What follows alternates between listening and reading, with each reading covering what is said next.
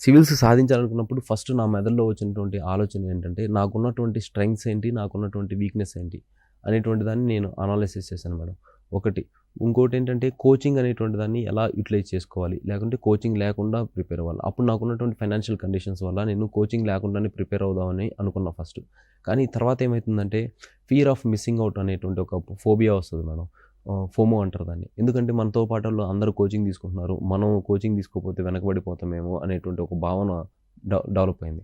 అప్పుడు నేనేం చేశానంటే మళ్ళీ కోచింగ్ ఎళ్ళటం అనేటువంటిది జరిగింది. కానీ నేను అక్కడ నేర్చుకున్నటువంటి అంశం ఏంటంటే కోచింగ్‌లో కూడా వాళ్ళు చాలా బేసిక్స్ దగ్గర నుంచి స్టార్ట్ చేస్తారు. సో, మనం గూడా ఆత్మస్థైర్యం కోల్పోకుండా ఆ బేసిక్స్ అనేటువంటి వాటిని మనం నేర్చుకోవాల్సి ఉంటుంది. రెండోది మనం ఈ ఎగ్జామ్ అనేటువంటిది సాధించాలి అనంటే చాలా పేషెన్స్ ఉండాలి. పేషెన్స్ మనకు తెలివితేటల కంటే కూడా పేషెన్స్ ఉన్నవాళ్ళు ఎక్కువ గెలుస్తారు ఈ ఎగ్జామ్‌లో. సో, ఎవ్రీడే నేర్చుకోవాలి. మనం ఒక ఆఫీసర్‌గా సెలెక్ట్ అవ్వడానికంటే ముందు మనం ఆఫీసర్ లాంటి క్వాలిటీస్‌ని మనం నేర్చుకోవాల్సి ఉంటుంది. మనం ఆఫీసర్‌లాగా థింక్ చేయాల్సి ఉంటుంది. ఆ విధంగా మనం ఆ క్రమశిక్షణ అనేటువంటిది దాని ప్రీవియస్ ఇయర్ టాపర్స్ ఎవరైతే ఉంటారో వాళ్ళు ఇలాగే వివిధ న్యూస్ ఛానల్స్‌లో అదేవిధంగా సోషల్ మీడియాలో ఇచ్చినటువంటి సజెషన్స్ వాటన్నిటిని నేను అధ్యయనం చేయడం జరిగింది. అధ్యయనం చేసి ఒక నోట్స్‌ని రాయడం అనేటువంటిది జరిగింది.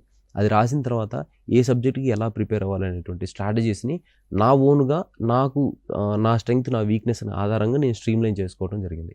ఈ విధంగా నేను ప్రణాళికని రచించుకోవడం జరిగింది. ఆ ప్రణాళిక ప్రకారమే నేను ఎగ్జిక్యూషన్ చేశాను. చేసినప్పుడే నేను ఫస్ట్ అటెంప్ట్‌లోనే ఇంటర్వ్యూకి ఎళ్ళడం అనేటువంటిది జరిగింది మేడం.